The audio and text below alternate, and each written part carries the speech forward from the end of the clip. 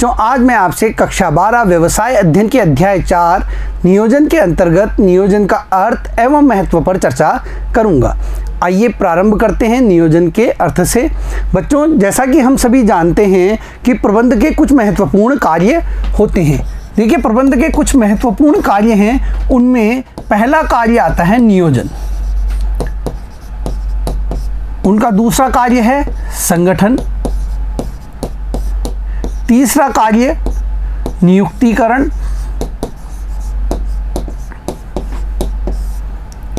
चौथा कार्य निर्देशन। पांचवा कार्य नियंत्रण। इन कार्यों के बारे में हमने संक्षेप में पहले अध्याय में अध्ययन किया था। यहाँ पर हम एक एक जो ये कार्य हैं इन पर विस्तार से अध्ययन करेंगे। देखिए, प्रबंध के कार्यों में सबसे महत्वपूर्ण कार्य होता है नियोजन का, यानी संस्था के उद्देश्यों और लक्ष्यों को निर्धारित करना। कोई भी जो संगठन होता है वह अपने लक्ष्य और उद्देश्य सबसे पहले निर्धारित करता है और उसी के अनुरूप वह अन्य कार्यों का संचालन करता है। बच्चों, जैसे आपको सीए बनना है या सीएस बनना है तो उसके लिए आपको क्या करना पड़ेगा? सबसे पहले प्लानिंग करनी पड़ेगी, आपको योजना बनानी पड़ती है और उस योजना के अनुसार ही आप कार्य करते हैं। उस योजना के अनुसार ही आप अपनी गतिविधियों को संचालित करते हैं और अंततः परिणाम प्राप्त करते हैं। हमारे घर में किसी भी प्रकार का कोई आयोजन होता है तो उस आयोजन के लिए भी हम पहले उसकी रूपरेखा तैयार करते हैं। कैसे वो कार्यक्रम होगा, कब वो कार्यक्रम होगा, किस प्रकार से किया जाएगा, ये सारी रूपरेखा जो होती है जो प्लानिंग के अंतर्गत आती है। देखिए बच्चों, आपकी परीक्षा है, आपकी एग्ज़ाम है, आज से 3 महीने बाद, 3 माह बाद आपकी एग्ज़ाम है। मान लीजिए आप आज इस स्थिति में हैं और 3 माह बाद आपको परीक्षा देनी है। देखिए, इसके बीच में जो ये अंतराल है, जो ये गैप है, इस गैप की पूर्ति आप नियोजन प्लानिंग के द्वारा कर सकते हैं। आपने आज एक अच्छी योजना बनाई इस 3 महीने बाद होने वाली परीक्षा के लिए, तो आपको जो परिणाम प्राप्त होंगे वो बहुत अच्छे प्राप्त होंगे यदि आप उस प्लानिंग के अनुसार कार्य करेंगे। आपने उद्देश्य तय किया कि इस परीक्षा में आपको 90% अंक प्राप्त करने हैं, 90 से 99% के अंक आपको चाहिए। आपने प्लानिंग की, उस प्लानिंग के अनुसार आपने कार्य किया तो निसंदेह आप इस लक्ष्य को प्राप्त कर लेंगे। और यदि आपने अपना लक्ष्य तो निर्धारित कर लिया लेकिन उस लक्ष्य की पूर्ति के लिए आपने कार्य नहीं किया तो आप इस लक्ष्य को प्राप्त नहीं कर पाएंगे। तो नियोजन के माध्यम से आपको एक दिशा प्राप्त होती है, आपको अपने लक्ष्य तक पहुंचने का एक रास्ता मिलता है और यही नियोजन का महत्वपूर्ण कार्य है, महत्व है। आइए अब नियोजन के बारे में हम और विस्तार से देख लेते हैं। आइए बच्चों, देखिए नियोजन क्या है? नियोजन वर्तमान स्थिति, हम कहाँ हैं, यानी आज हम कहाँ खड़े हुए हैं, और भावी स्थिति, हम कहाँ जाना चाहते हैं, इन दोनों स्थितियों के बीच में जो अंतर होता है, जो गैप होता है, उसको नियोजन के द्वारा पूरा किया जाता है। हमारे यहाँ पे हमारे परिवार में 6 माह बाद किसी कार्यक्रम का आयोजन किया जाना है। अब उस कार्यक्रम की जो तैयारियां हैं वो अभी से ही प्रारंभ हो जाती है। किस प्रकार वो कार्यक्रम किया जाएगा, तो जो ये अंतर है उस अवधि का, उसके अंदर हम क्या करते हैं? नियोजन करते हैं, प्लानिंग करते हैं और प्लानिंग के अनुरूप ही हम उस कार्य को पूरा करते हैं और उस कार्य को पूरा करके अपने लक्ष्यों को प्राप्त करना चाहते हैं। लेकिन इसके लिए हमें क्या बनाना पड़ता है? एक प्लान बनाना पड़ता है, एक रूपरेखा बनानी पड़ती है, प्लानिंग करनी पड़ती है। तो हम कहाँ हैं, वर्तमान स्थिति हमारी क्या है और हम भावी स्थिति कहाँ पर पहुँचना चाहते हैं, तो इसके बीच में जो ये अंतर आता है, जो ये गैप आता है, इसे नियोजन के द्वारा पूरा करते हैं। नियोजन का अर्थ, नियोजन पूर्व में ही यह निश्चित कर लेना है कि क्या करना है, कैसे करना है और किसे करना है। देखिए, क्या करना है, किस प्रकार से करना है और किसके द्वारा किया जाना है, ये सारा कुछ पहले ही हमें तय कर लेना होता है। और यही क्या होती है, प्लानिंग होती है। आपको परीक्षा में अच्छे नंबर प्राप्त करने हैं तो आप पूरी प्लानिंग करते हैं, कब आपको पढ़ना है, कितने घंटे किस विषय को पढ़ना है, कितने विषय पर कितना ध्यान देना है, स्कूल के लिए कितने बजे जाना है, कितने बजे आकर आपको अपने अध्ययन पर लगना है, ये सारी रूपरेखा आप बना लेते हैं। तो यही क्या है, प्लानिंग है। नियोजन वर्तमान स्थिति हम कहाँ हैं से भावी स्थिति हम कहाँ जाना चाहते हैं के अंतर को पूरा करता है। और यही प्लानिंग जो है वह हमारी वर्तमान स्थिति हम कहाँ हैं और हम कहाँ पहुँचना चाहते हैं इसके बीच के अंतर को पूरा करता है। देखिए, आप अपने दैनिक जीवन में ही ले लें, आपको जयपुर से दिल्ली जाना है। आज जयपुर में है, आपको कहाँ जाना है, दिल्ली। तो दिल्ली जाने के लिए आप अपने दिमाग में एक प्लानिंग बनाएंगे, किस प्रकार जाएंगे, कैसे जाएंगे, रेल से जाएंगे, बस से जाएंगे, अपने वाहन से जाएंगे। और उसके लिए आप क्या है, योजना बनाकर कार्य करने लग जाते हैं, टिकट बुक कराएंगे या अन्य व्यवस्था आपको जो भी करनी है वो आप करने लगेंगे। लेकिन जयपुर से दिल्ली पहुंचने तक आपके द्वारा जो कार्य किया जाएगा वो क्या होगा, एक प्लानिंग के तहत किया जाएगा। ये नहीं है कि आप उठे और चल दिए दिल्ली पहुंच गए, नहीं, आप पूरी एक योजना बनाएंगे, इस प्रकार से हम जाएंगे, इस प्रकार से हम कार्य करेंगे, हमें इतने पैसे की आवश्यकता होगी और वहाँ पर हमें ये कार्य करना है। इस प्रकार पूरी योजना आप पहले ही बनाकर चलेंगे।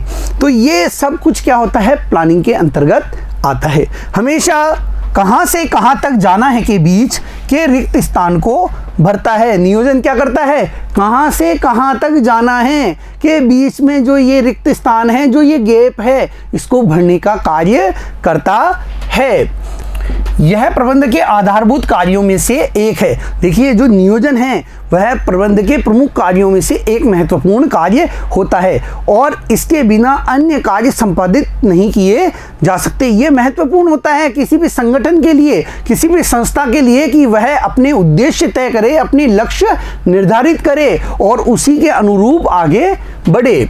इसके अंतर्गत उद्देश्यों एवं लक्ष्यों का निर्धारण किया जाता है तथा उन्हें प्राप्त करने के लिए कार्यविधि योजना का निर्माण किया जाता है। देखिए, इसके अंतर्गत क्या करते हैं, हम उद्देश्य और लक्ष्य निर्धारित करते हैं और उन लक्ष्यों तक पहुंचने, उन उद्देश्यों को पूरा करने के लिए योजना बनाते हैं, किस प्रकार हम उस लक्ष्य तक पहुंच सकते हैं।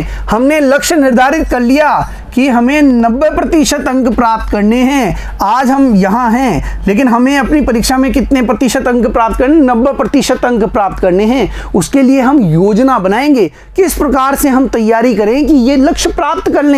और यही नियोजन के अंतर्गत आता है। जो आप योजना बनाते हैं, जो कार्यविधि आप तैयार करते हैं अपने लक्ष्य की प्राप्ति के लिए, वही क्या है, नियोजन कहलाता है। अब इसकी कुछ परिभाषाएं हैं, उन्हें देख लेते हैं।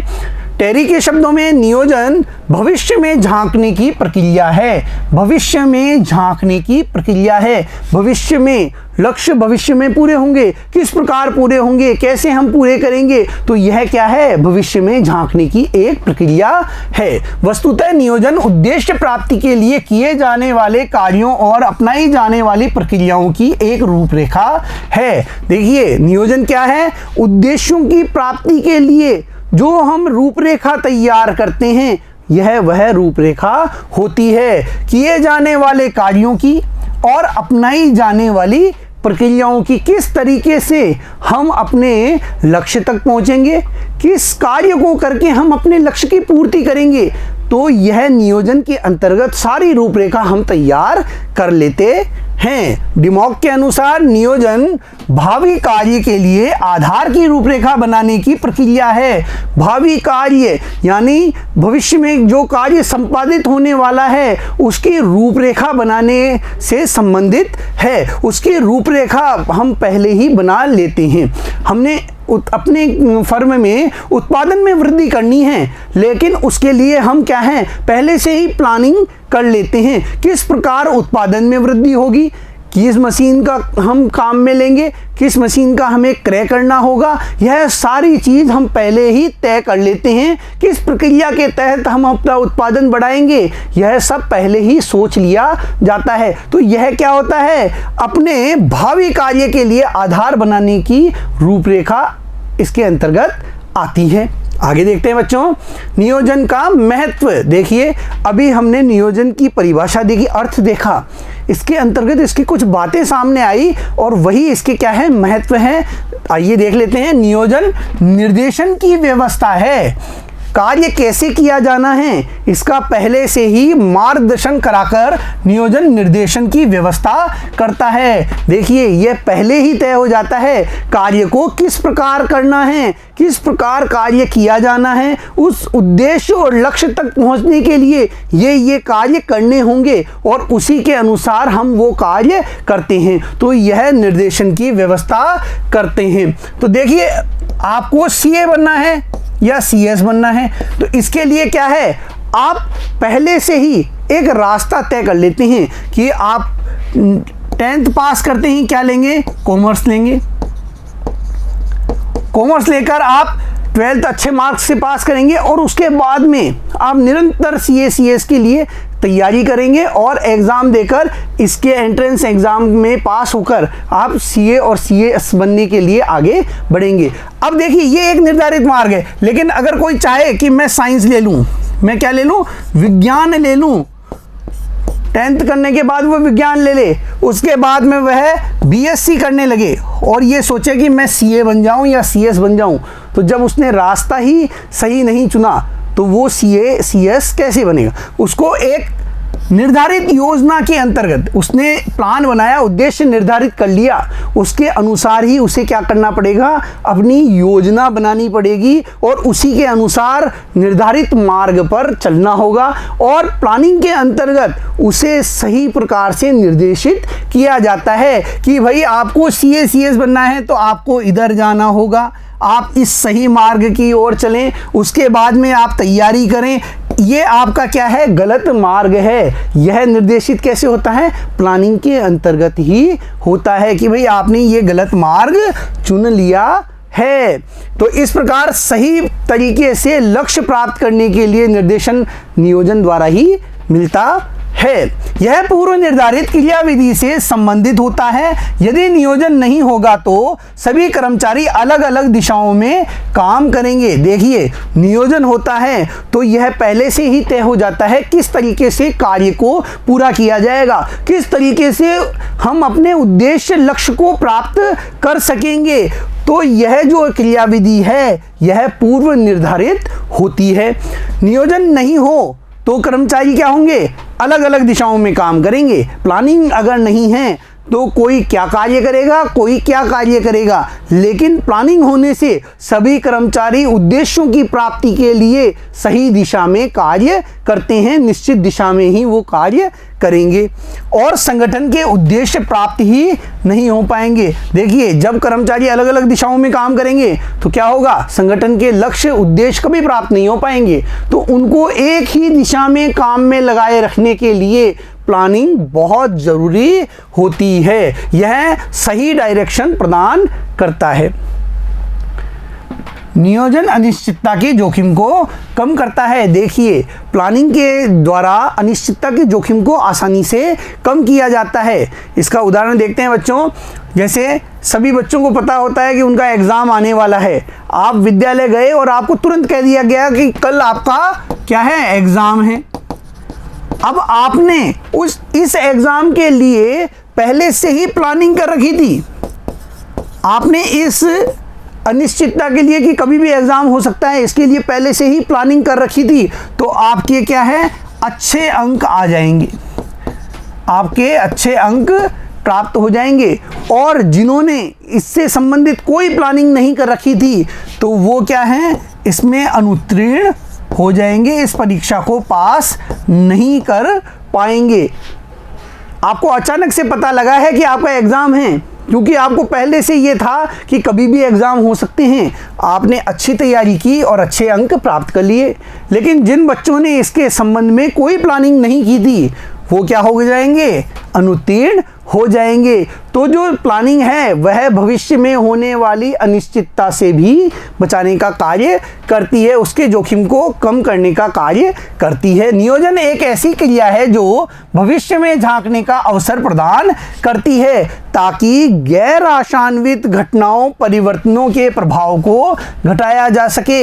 एक संगठन को यह अवसर प्रदान करती है कि वह भविष्य में झांके और उसी के अनुसार अपनी प्लानिंग करे। भविष्य में क्या परिवर्तन हो सकते हैं उनके अनुसार प्लानिंग तैयार करे और जो भी गैर आशान्वित घटनाएं हैं जो कभी भी घटित हो सकती हैं उनसे अपने संगठन को बचाने के वो तरीके ढूंढे और उसी के अनुसार उन परिवर्तनों के प्रभाव को कम किया जा सकता है यदि सही तरीके से प्लानिंग की गई है। तो आगे देखते हैं बच्चों, नियोजन अपव्ययी क्रियाओं को कम करता है। देखिए, नियोजन के अंतर्गत यह तय किया जाता है कि कार्य कैसे किया जाएगा, किसके द्वारा किया जाएगा, कब किया जाएगा। एक निर्धारित दिशा के अनुरूप ही कार्य संपादित किया जाता है।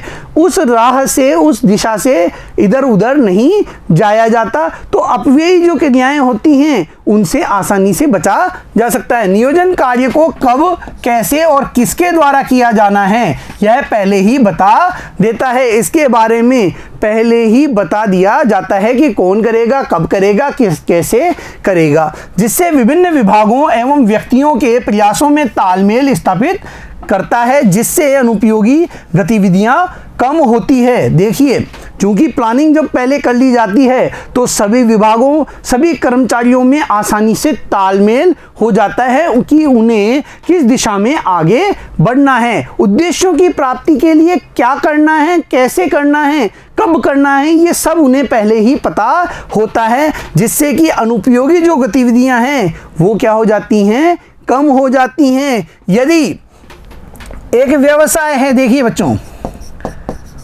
उसे उत्पादन कार्य करना है लेकिन इसके जो प्रबंधक हैं उन्होंने प्लानिंग नहीं की और इन्होंने कच्चा माल क्रय कर लिया 100 किलो, जबकि जो उत्पादन कार्य था इसके अंतर्गत केवल 50 केजी ही कच्चा माल काम में आता था। लेकिन इन्होंने क्या कर लिया, क्रय कर लिया 100 केजी, और जो ये वस्तु कच्चा माल क्रय किया है यह अधिक समय तक टिकी नहीं रह सकती, खराब हो जाती है। अब देखिए इसके अंदर कितने का अपव्यय हो गया, 50 केजी कच्चे माल का अपव्यय यहां पर क्या हुआ, हो गया है। क्यों, ऐसा क्यों हुआ? क्योंकि यहां कोई भी प्लानिंग तय नहीं थी, किसी भी प्रकार की पहले प्लानिंग नहीं की गई थी कि हमें कितने माल से उत्पादन करना है और कितना माल क्रय करना है, और जो ज़्यादा माल क्रय करेंगे तो उसको किस प्रकार से सुरक्षित रखा जाएगा, इस बारे में पहले प्लानिंग नहीं की गई। तो इस व्यवसाय द्वारा क्या किया गया, अपव्यय किया गया। यदि प्लानिंग कर ली जाती तो इस प्रकार के अपव्यय से बचा जा सकता था। अगला है चौथा बिंदु, नियोजन नव प्रवर्तन विचारों को प्रोत्साहित करता है। देखिए, नियोजन द्वारा प्रबंधक नव प्रवर्तन विचारों को क्या करते हैं, प्रोत्साहित करते हैं। देखिए, जब भी प्रबंधक योजना बनाते हैं तो योजना बनाते समय वो नए नए विचार सामने लाते हैं, कई सारे विकल्पों पर वो विचार करते हैं, उन विकल्पों में से अच्छे विकल्पों को वो चुनते हैं और उन्हीं के अनुसार आगे बढ़ते हैं। नियोजन प्रबंधकों का प्राथमिक कार्य है, प्रबंधकों का सबसे महत्वपूर्ण और पहला कार्य इसे माना जाता है। इसके द्वारा नए विचार साकार रूप लेते हैं, जो भी नए विचार आते हैं, जो भी नए विकल्प सामने आते हैं वो साकार रूप लेते हैं। नियोजन में विभिन्न विचारों में से एक सर्वश्रेष्ठ विचार या विकल्प का चयन करना होता है। इस सर्वश्रेष्ठ विचार विकल्प का चयन प्रबंधकों द्वारा सोच विचार कर लिया जाता है। अभी हम एग्जाम का उदाहरण ले रहे थे, आपके एग्जाम हैं, अब आप किस तरीके से अध्ययन करें, आप अकेले अध्ययन करें, आप ग्रुप में अध्ययन करना चाहते हैं, आप विद्यालय जाकर अध्ययन करना चाहते हैं, तो ये आपके पास कई सारे विचार हैं। आप ऑनलाइन स्टडी करना चाहते हैं, आपके पास कई सारे विकल्प आ गए हैं। अब आप उनमें से किस विकल्प का चयन करके अपने योजना बनाएं कि आप अधिकतम सफलता प्राप्त कर सकें। और यह नियोजन के अंतर्गत ही होता है कि आपने सर्वश्रेष्ठ विकल्प का चयन किया और उस विकल्प को चयनित करके, उस विचार को चयनित करके आप आगे बढ़ रहे हैं, आगे की योजना बना रहे हैं और सफलता प्राप्त कर रहे हैं। एक संगठन भी इसी प्रकार कई सारे जो विकल्प होते हैं उन विकल्पों में से अच्छा विकल्प चुनता है और अपने लक्ष्य और उद्देश्य निर्धारित करता है। इस प्रकार नव प्रवर्तन को भी बढ़ावा मिलता है, नए नए विचार सामने आते हैं। इस प्रकार नियोजन प्रबंधकों द्वारा नए नए विचारों और नव प्रवर्तन को प्रोत्साहन मिलता है। जब नए नए विचार सामने आएंगे, नए नए विकल्प सामने आएंगे, उनमें से प्रबंधक क्या है, अच्छे विकल्प को चुनेगा, अच्छे विचार को चुनेगा और उसी के अनुरूप योजना तैयार होती है। यह व्यवसाय की उन्नति, विकास एवं भविष्य की कार्यवाहियों के लिए गाइड का काम करता है और नियोजन के द्वारा ही व्यवसाय की उन्नति, विकास में सहयोग प्राप्त होता है। भविष्य की कार्यवाहियों के लिए नियोजन गाइड के रूप में कार्य करता है। अगला देखते हैं बच्चों, नियोजन निर्णय लेने को सरल बनाता है। देखिए, नियोजन जो कार्य है इसके द्वारा प्रबंधकों को निर्णय लेने में बड़ी आसानी होती है, क्योंकि उन्होंने अपने उद्देश्य लक्ष्य पहले ही निर्धारित कर लिए हैं और उनको प्राप्त करने के लिए उन्हें क्या निर्णय लेने हैं इसका उन्हें भान होता है, पता होता है। आइए देख लेते हैं। प्रबंधक विभिन्न विकल्पों का मूल्यांकन करके उनमें से सर्वोत्तम का चुनाव करता है। कई सारे जो विकल्प होते हैं उन विकल्पों में से सर्वश्रेष्ठ विकल्प का वह चुनाव करता है और इस विकल्प के लक्ष्य और उद्देश्य जो होते हैं इनका भी वह पहले ही निर्धारण कर लेता है। उस विकल्प का लक्ष्य या उद्देश्य भी पहले ही निर्धारित किया जाता है और इन उद्देश्यों और लक्ष्यों को प्राप्त करने के लिए अब उसे क्या निर्णय लेने हैं इसका भी उसे पहले ही पता होता है कि भाई मैं ये निर्णय लेकर इस लक्ष्य उद्देश्य को प्राप्त कर सकता हूँ। इसलिए बुद्धिमत्तापूर्ण निर्णयों को शीघ्रता से व आसानी से लिया जा सकता है। आगे देखते हैं। छठा, नियोजन नियंत्रण के मानकों का निर्धारण करता है। देखिए, जो लक्ष्य एक प्रबंधक निर्धारित करता है वे उसके वांछित परिणाम होते हैं। जो परिणाम वह चाहता है वे परिणाम लक्ष्यों के रूप में वह निर्धारित कर लेता है। जब प्रबंधक अपने कार्य पूर्ण करता है और उसको परिणाम प्राप्त होते हैं तो वे परिणाम निष्पादित परिणाम कहलाते हैं। इन परिणामों में, वांछित परिणामों और निष्पादित परिणामों में जो अंतर होता है, इस अंतर को नियंत्रण के माध्यम से पूरा किया जाता है। देखिए, इस अंतर का पता कब लगेगा, जब नियंत्रण स्थापित किया जाएगा। वांछित परिणामों और निष्पादित परिणामों में अंतर जब निकाला जाएगा तो उससे संगठन की प्रगति का पता चलेगा। यदि वांछित परिणाम निष्पादित परिणाम से कम हैं, वांछित परिणाम 100 थे और निष्पादित परिणाम क्या है 104, आपको 100 टन का उत्पादन करना था लेकिन आपकी फर्म ने 104 टन का उत्पादन किया, यानी लक्ष्य से भी आगे बढ़कर आपने काम किया, तो यानी संगठन बहुत अच्छा कार्य कर रहा है। और वांछित परिणाम 100 टन थे जबकि निष्पादित 85 टन ही हुआ, तो क्या हुआ, आप अपने लक्ष्य को पूरा नहीं कर पाए। आपका जो संगठन है वो सही दिशा में आगे नहीं बढ़ रहा, आपने अपने उद्देश्य लक्ष्य प्राप्त नहीं किए हैं। तो ये जो नियंत्रण है, इस नियंत्रण के मानकों का निर्धारण भी किसमें किया जाता है, नियोजन के द्वारा ही किया जाता है। नियोजन के अंतर्गत विभिन्न क्रियाओं को कैसे, कब, कहाँ किया जाना है आदि तत्वों का पहले ही निर्धारण कर लिया जाता है। देखिए, कौन सा कार्य कब किया जाएगा, कैसे किया जाएगा, किसके द्वारा किया जाएगा, इसको पहले ही तय कर लिया जाता है। अर्थात नियोजन में लक्ष्यों का पहले ही निर्धारण कर लिया जाता है। कौन से लक्ष्य पूरे करने हैं, उद्देश्य पूरे करने हैं, क्या परिणाम हमें प्राप्त करने हैं, इसका नियोजन में ही निर्धारण कर लिया जाता है। ये मानक के रूप में उपलब्ध होते हैं जिसके द्वारा वास्तविक निष्पादन मापे जाते हैं, और ये मानक के रूप में हमारे सामने होते हैं, वांछित परिणामों के रूप में हमारे सामने होते हैं, जिनसे निष्पादित या वास्तविक जो परिणाम होते हैं उनको मापा जाता है तथा मूल्यांकन किए जाते हैं, और उनका मूल्यांकन किया जाता है जो कि नियंत्रण के अंतर्गत होता है। नियोजन के अभाव में नियंत्रण अंधा है। देखिए, अगर नियोजन नहीं हो तो नियंत्रण क्या होता है? अंधा होता है, नियंत्रण नहीं किया जा सकता। अतः नियोजन नियंत्रण का आधार प्रस्तुत करता है। इसीलिए कहा जाता है कि नियोजन नियंत्रण के लिए आधार प्रदान करने का कार्य करता है। आप प्लानिंग बना रहे हैं 90% मार्क्स प्राप्त करने की, आपने लक्ष्य क्या निर्धारित किया है? 90% अंक आपके आए, ये आप चाहते हैं, ये परिणाम आप प्राप्त करना चाहते हैं। हाफ ईयरली एग्जाम आपने दिया और वहां पर आपके कितने आए? 85% मार्क्स ही प्राप्त हुए, 85% आपने अंक प्राप्त किए। आपका लक्ष्य था 90% और प्राप्त कितना हुआ? 85। अब ये जो अंतर है इसका मूल्यांकन करके किन कारणों से आया, कैसे आया, और इन अंतर को दूर करने का आप क्या है? प्रयास करेंगे, ताकि ईयरली एग्ज़ाम में, वार्षिक एग्ज़ाम में आप इस अंतर को पूरा कर सकें। तो यह नियोजन के द्वारा ही संभव होता है।